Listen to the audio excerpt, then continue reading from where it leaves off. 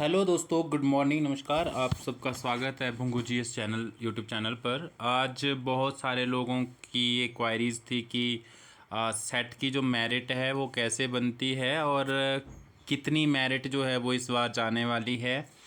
तो ये एकदम से प्रिडिक्ट कर पाना और बता पाना थोड़ा डिफ़िकल्ट होता है जब तक कि आपने दोनों पेपर जो है वो देख ना लिए हो और उसका जो स्टैंडर्ड है वो कैटेगराइज ना कर लिया हो। तो अब क्योंकि हमने ये सारी चीज़ें जो है वो विस्तार पूर्वक देख ली है, ऑफिशियल आंसर की भी जो है हमारे पास आ चुकी है, तो अब हम प्रिडिक्शन कर सकते हैं कि कितनी मेरिट जो है वो इस बार जाने वाली है। ठीक है, तो सबसे पहले शुरुआत करते हैं हम कि आपको पता है कि एच पी सेट जो है वो कंडक्ट करवाता है आपका H P P S C. ठीक है, H P P S C जो है वो ये इस एग्ज़ाम को कंडक्ट करवाता है। इसमें जो है वो पेपर होते हैं, आपका पेपर 1 होता है और पेपर 2 होता है। पेपर 1 जो है वो सबके लिए कॉमन होता है और पेपर 2 जिसकी जो स्पेशलाइजेशन है, लाइक हिस्ट्री है, पॉलिटिकल साइंस है, ज्योग्राफी है, सब्जेक्ट वाइज अलग अलग। ठीक है, तो ये दो पेपर हो गए। अब हमें जो है वो टोटल पता होना चाहिए कि टोटल कितने हैं। 50 क्वेश्चन जो होते हैं वो फर्स्ट पेपर में होते हैं, मतलब कि 100 मार्क्स का जो है ये होता है। ठीक है, सेकंड जो है वो टोटल होते हैं हमारे 100 क्वेश्चन, मतलब कि 200 का जो है ये क्वेश्चन पेपर होता है। कितने का? 200 का। ठीक है, और 200 का ये पेपर हो गया। अब जो है इसमें क्या होता है कि आपको ना कैटेगराइज करना होता है इन चीज़ों को कि कौन सा एग्ज़ाम जो है वो कौन से क्वेश्चन जो है इजी थे, कौन से मॉडरेट थे, कौन से डिफ़िकल्ट थे। आप सबको जो है वो ये जानकारी जो है वो रखनी होती है। सबसे पहले हम लोग ये देखते हैं कि सेट की मेरिट जो है वो बनती कैसे है। मैंने आपको ये चीज़ें बता दी। अब हम लोग इससे पहले मेरिट जो है प्रेडिक्शन करें उससे पहले हम लोग जो है वो मेरिट देख लेते हैं। दोस्तों, होता क्या है कि जब भी हम लोग कोई भी एग्ज़ाम देते हैं ना, तो हम सोचते हैं कि पार्टिसिपेंट्स जो है वो कम हो ताकि हमारा सिलेक्शन हो जाए। ठीक है, बट यहाँ पे जो सेट और नेट का जो पेपर होता है इसमें उल्टा होता है। इसमें जितने नंबर ऑफ पार्टिसिपेंट्स होंगे, मान के चलो कि 100 है या 1000 है, ठीक है, इस तरीके से जितने नंबर ऑफ पार्टिसिपेंट्स होंगे उसका जो 7% होता है वो जो है इसमें उस वो क्वालिफाई होते हैं। लाइक 7% जो लोग हैं, 100 में सिर्फ 7 लोगों को होगा। मान के चलो कि जितना नंबर ऑफ कैंडिडेट होंगे उतने नंबर ऑफ जो है वो उतने लोगों के जो है ज़्यादा सेट जो है वो क्लियर होंगे। ठीक है, ये वाली बात जो है वो क्लियर होगी आपको। तो नेक्स्ट जो है अब हम ये देखते देखते हैं कि अगला जो ऑप्शन जो है हम लोग क्या देखने वाले हैं। दोस्तों, अब आपको ये पता लग गया कि 100 में से सिर्फ जो है वो 7 लोगों का होगा, तो जितने नंबर ऑफ पार्टिसिपेंट्स होंगे उतना ही ज़्यादा संभावना जो है आपके एग्ज़ाम के क्लियर होने की रहेगी। ये कंफर्म हो गया। टोटल नंबर ऑफ जो है क्वेश्चन जो है वो 50 होते हैं, आपको भी पता है। ठीक है, और टोटल नंबर ऑफ क्वेश्चन जो है वो 100 होते हैं पेपर 2 में। ठीक है, डिफ़िकल्ट कितने थे पेपर 1 में? पेपर 1 में जो डिफ़िकल्ट क्वेश्चंस थे, मुझे 10 से 12 क्वेश्चन ऐसे लगे जो बहुत डिफ़िकल्ट थे। मतलब कि उसमें जो है वो आपको बहुत डीप नॉलेज की ज़रूरत थी और बहुत टफ थे। उसमें डीआई को मैंने नहीं रखा है। तो वो मॉडरेट जो क्वेश्चन थे वो आपके 15 क्वेश्चन थे, जो अगर किसी ने उस स्तर की मेहनत करी है तो इनको करना जो है वो डिफ़िकल्ट था, बट इतना भी नहीं कि मतलब जो है वो असंभव ही हो बिल्कुल। हाँ, बट मॉडरेट टाइप के ये क्वेश्चन थे 15। इजी टू मॉडरेट थे आपके 10 क्वेश्चन। ठीक है, तो ये 25 क्वेश्चन 35 क्वेश्चन हो गए। बिल्कुल इजी जिनको आप बोल सकते हैं जिसको सबने कर लिया होगा वो 15 थे। ठीक है, जिसने भी इजी टू मॉडरेट और इजी जो है वो क्वेश्चन 25 का ये रेशो बैठता है। और यहाँ से अगर कोई जो है बंदा अगर 6 से 7 क्वेश्चन भी ले आया है तो वो पेपर 1 जो है वो उसका बहुत अच्छा हो जाएगा। नेक्स्ट जो थिंग है हमारी वो है पेपर 2। तो पेपर 2 के अंदर 100 क्वेश्चन होता है। 100 क्वेश्चन में से हम लोग डिफ़िकल्ट की कैटेगरी में रख रहे हैं 22, जो कि जो है वो बहुत डिफ़िकल्ट और बहुत स्टैंडर्ड बुक्स से जो पूछे गए थे और जिसमें बहुत ज़्यादा जो है वो मेहनत लगी ढूंढने तक में। तो ये आपके 22 क्वेश्चन ऐसे थे जिनको बहुत डिफ़िकल्ट कैटेगरी के अंदर मैंने जो है वो कंसीडर किया है।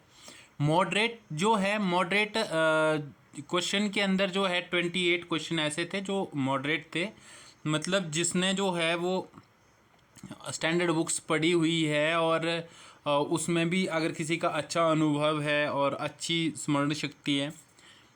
28 क्वेश्चन ऐसे थे जो हर कोई नहीं कर सकता था, मतलब पर इसमें ऐसा था कि ये किए जा सकते थे। ठीक है, इजी टू मॉडरेट तो ये 20 क्वेश्चन थे, और इजी जो थे बिल्कुल इजी वो 30 क्वेश्चन है, जिसमें बहुत इजी था, कोई भी मतलब जो है वो कर लेता, जैसे जिसने भी थोड़ी बहुत भी पढ़ाई करी हो तो वो कर लेता। ठीक है, तो ये क्वेश्चन जो है इस तरह से कैटेगराइजेशन हमने कर दिया। अब मैंने आपको बता दिया मेरिट कैसे बनती है, क्वेश्चन कैसे हुए।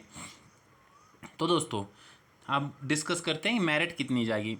इस बार जो है जर्नल की जो कट ऑफ डिसाइड करी है, ठीक है, ये लास्ट नहीं है।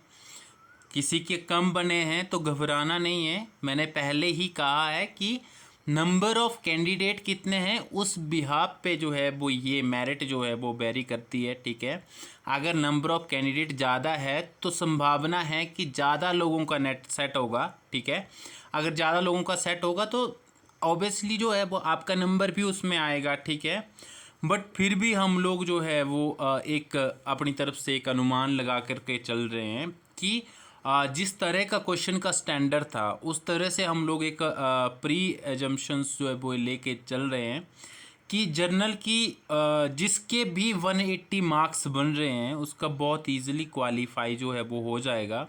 और जो EWS वाले हैं उनका 166 के करीब अगर बन रहे हैं तो ईज़िली उनका भी हो जाएगा, EWS का भी। तो इसमें फर्स्ट पेपर में 30 क्वेश्चन, तो अगर आप जनरल कैटेगरी से हैं तो +30 चाहिए, बस 30 तो चाहिए चाहिए। ठीक है, नेक्स्ट जो है आपका 60 क्वेश्चन आपके सेकंड पेपर में है, तो आपका इजीली क्वालिफाई हो जाएगा, क्योंकि हम लोग जो है +5 और -5 लेकर के चलते हैं कि इसमें +5 मेरिट जा सकती है, 60 65 भी हो सकता है और 60 का 55 भी हो सकता है। ठीक है, तो ये एक जो है वो कोई भी आप पेपर डिस्कस करोगे किसी भी संस्थान का देखोगे तो वो +5 और -5 का जो है वो रेशो लेकर के चलता है। ये बात क्लियर हो गई, 60 हो गया। ठीक है, OBC का जो है वो 166 है, तो 28 और 55 का रेशो रहेगा। अगर 55 मतलब इसमें 28 क्या, इस पहले में अगर 35 है और दूसरे में 50 है तब भी निकल जाएगा। ठीक है, फर्स्ट वाले में भी ऐसा, जनरल वाले में कि आपके 35 फर्स्ट में है, दूसरे में 55 है तब भी हो जाएगा। ठीक है, तो इस तरह से जो है वो ये ऊपर नीचे होता रहेगा। ये तो मैंने जो है इजी और मॉडरेट क्वेश्चंस का जो रेशो निकाला है उसके यहाँ पे ये जो है मेरिट को सेट किया हुआ है। ठीक है, ST में अगर आपके 155 के करीब, अगर 56 के करीब भी मार्क्स हैं, अगर 50 51 52% भी आता है तो ईजिली आपका जो है वो पेपर क्वालिफाई हो जाएगा। और SC का भी सेम है, अगर 160 के करीब अगर आपके मार्क्स हैं तो आप बहुत ईजिली जो है वो क्वालिफाई कर सकते हैं।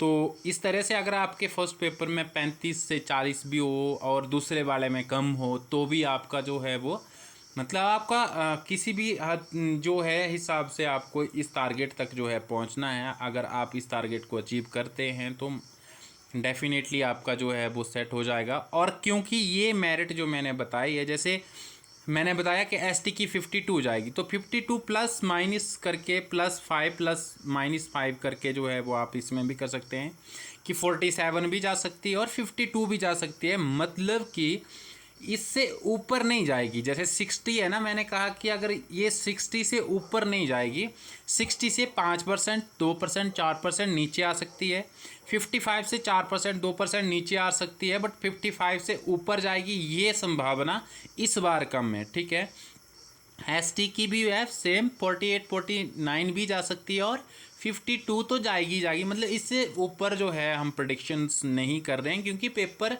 का स्टैंडर्ड उस तरह का था। ठीक है, SC का सेम है, SC का जो है वो अगर आपके 50 से 53 54 है या फिर 48 49 बन रहे हैं तो +5 और -5 का रेशो यहाँ पे भी इम्प्लीमेंट होता है।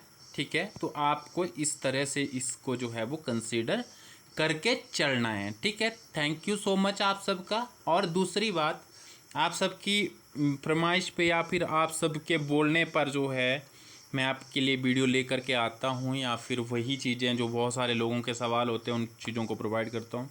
बहुत सारे लोग हैं जो वीडियोस देखते हैं और स्किप कर देते हैं, मतलब सब्सक्राइब नहीं करते हैं। तो सब्सक्राइब करने में मुझे नहीं लगता कि इतना बड़ा जो है वो कोई काम करना पड़ता है। अगर आप सब्सक्राइब करेंगे तो डेफिनेटली जो है वो चीज़ें हमारे लिए काफ़ी मोटिवेशनल होती है, और आपका जो है एक सब्सक्राइब जो है एक सामने वाले के लिए बहुत ज़्यादा मोटिवेशन लाता है, और वो और ज़्यादा जो है क्वालिटी के साथ कंटेंट जो है वो क्रिएट कर सकता है या फिर करना शुरू करता है। तो उम्मीद है आप लोग सब्सक्राइब करेंगे। थैंक यू सो मच दोस्तों। जय हिंद, जय भारत।